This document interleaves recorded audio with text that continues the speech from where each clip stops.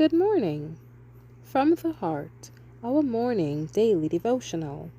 The reading for today is entitled, The Chance to Choose, May 8th.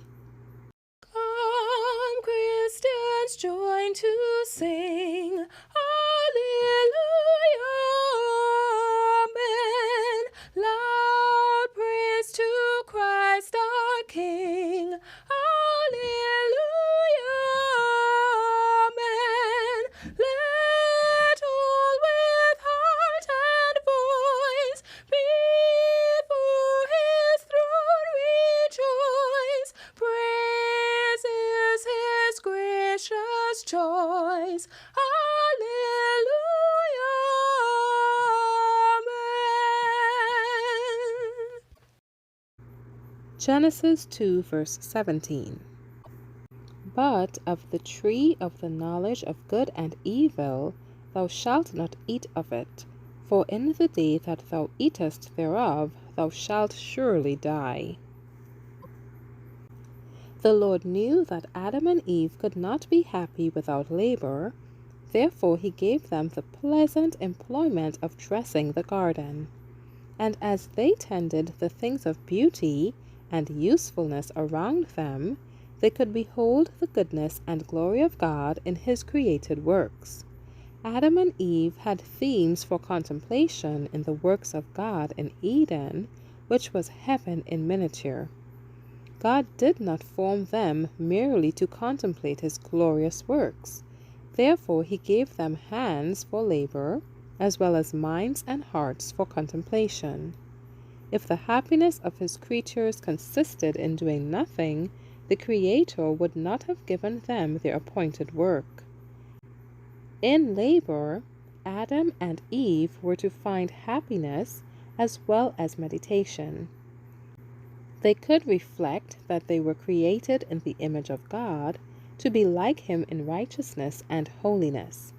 Their minds were capable of continual cultivation, expansion, refinement, and noble elevation, for God was their teacher, and angels were their companions. The Lord placed Adam and Eve upon probation that they might form characters of steadfast integrity for their own happiness and for the glory of their Creator. He had endowed the holy pair with powers of mind superior to any other living creature that He had made. Their mental powers were but little lower than those of the angels. They could become familiar with the sublimity and glory of nature and understand the character of their Heavenly Father in His created works. Everything that their eyes rested upon in the immensity of the Father's works, provided with a lavish hand, testified of His love and infinite power. The first great moral lesson given to Adam and Eve was that of self-denial. The reins of self-government were placed in their hands. Judgment, reason, and conscience were to bear sway.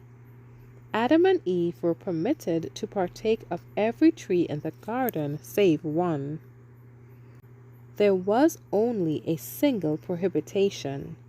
The forbidden tree was as attractive and lovely as any of the trees in the garden.